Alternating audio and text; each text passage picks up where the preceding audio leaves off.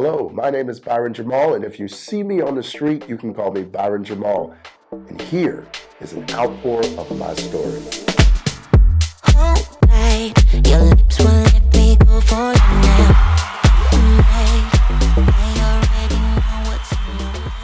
My coming out story was one that I think is common to most people who are LGBT in the Black community. For me, I grew up in the church and I worked heavily in the church. I was in the youth choir. I was the youth choir president. I was the youth ministry president, became a young youth minister in the church. And throughout that entire process, I knew I liked men. And the reality is that that was beat up upon. I was hurt, I was maligned in church, and oftentimes my family didn't understand any bit of who I was. And that was extremely difficult for me, up to the point where when I was in middle school, I attempted suicide on a school trip.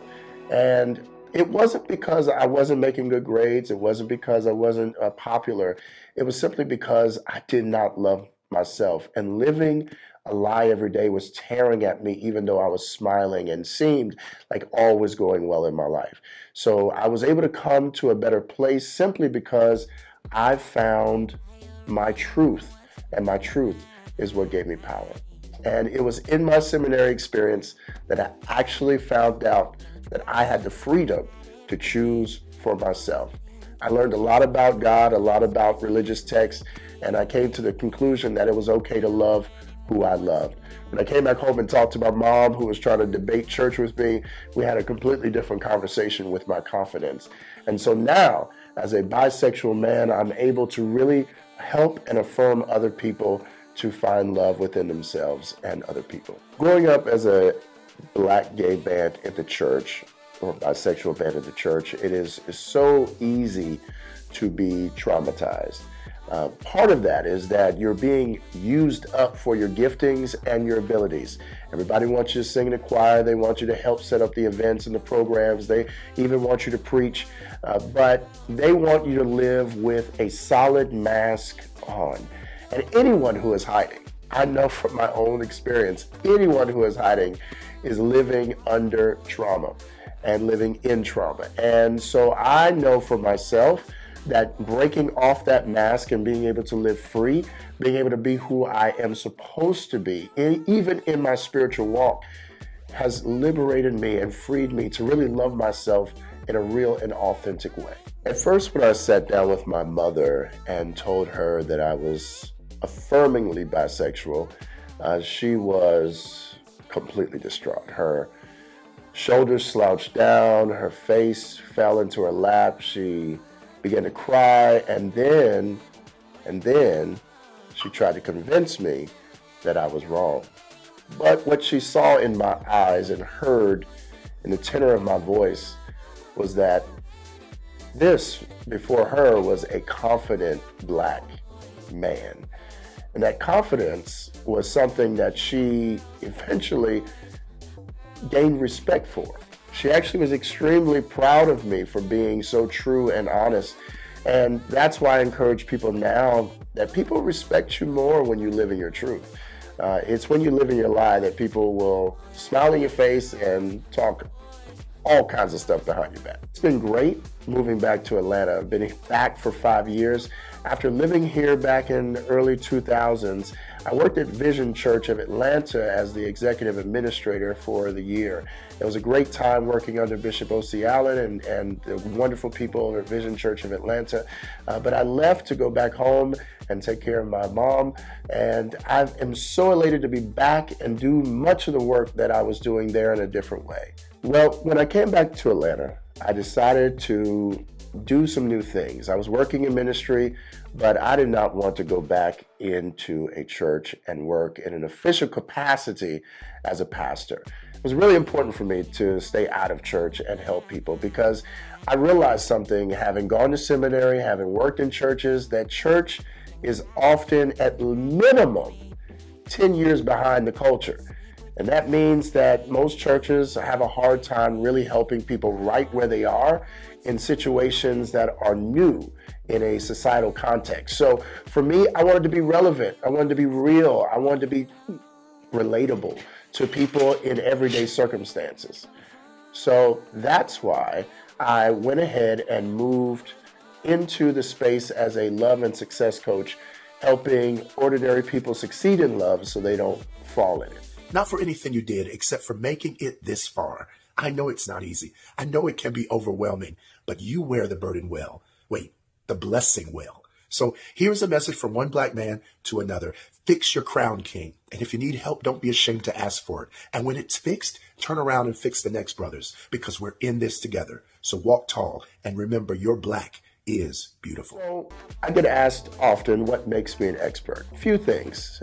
First of all, I've learned from my own personal life experience, and I've gone through a number of traumatic relationships and also had some really great ones that have helped me learn best practices in order to live out love in a real way. Also, being a bisexual man, I've been able to see both sides of relationships with men and women and men on men, same gender loving people. It's amazing to have both experiences under my belt so I can really have honest conversations that are relatable to the people I'm talking to.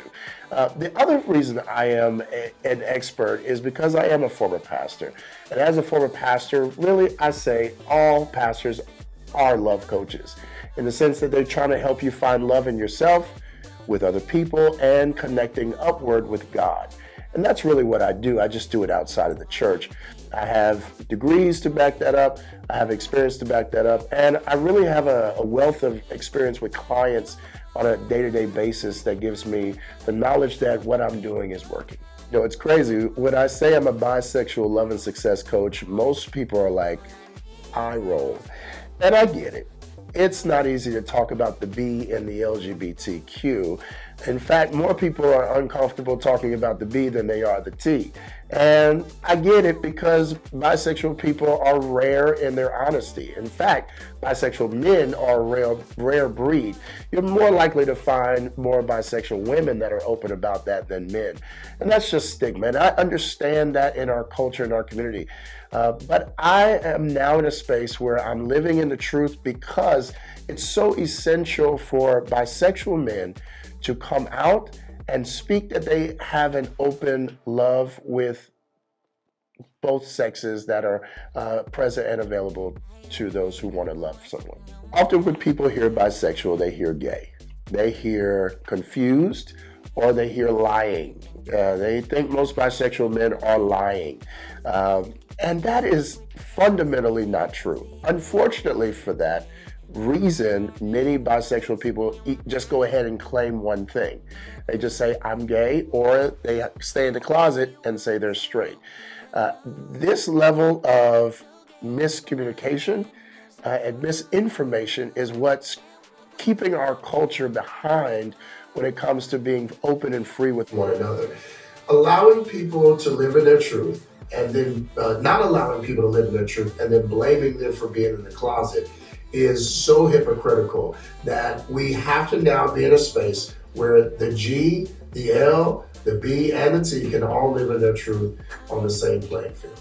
The greatest lesson I got while working at Vision Church of Atlanta was actually meeting my first transgender woman.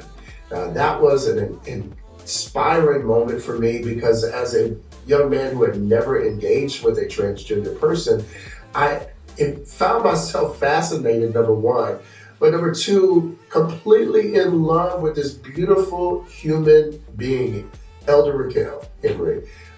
Bless my life, bless my soul, amazingly, amusingly beautiful person. And I have to say, it changed completely how I thought about the spectrum, about humanity, about what people can choose and how they can choose to live their lives. It made me a freer person to see someone live in their complete truth. And that was the greatest lesson I got at Vision Church of Atlanta. So at Control Magazine, I'm the lifestyle editor. I have an opportunity to interview some amazing people. Just got done doing the interview with several of the stars of Netflix Jingle Jangle. I had an opportunity to do some amazing photo shoots and write up for amazing artists from Sisters, Tyler Perry Sisters, and other great shows and movies. My work there really was involved in going to a lot of events, but with COVID shutting us down, I'm stuck doing interviews via teleconference. But I enjoy the work just the same. Control has been around for 11 plus years, and it's been an amazing journey to see the amazing Julian Rashad take his vision to another level. And we're only going higher and higher in the years to come. If I were to tell my younger self anything, I would say, remember to be okay with still falling. Younger self, when you were a baby and you were learning to walk, you fell often. And you weren't ashamed, you just got up, dusted it off, and kept moving. Keep that spirit, because it will serve you well to try new things, try bigger things and bolder things. Don't allow your pride or your ego to get in the way of attempting the greatness and revealing the greatness that is really within you. Look, failure is a part of learning and a part of success. So be okay with still falling, because it only means you're trying. I'm Byron Jamal. This is my story, and I'm sticking to it.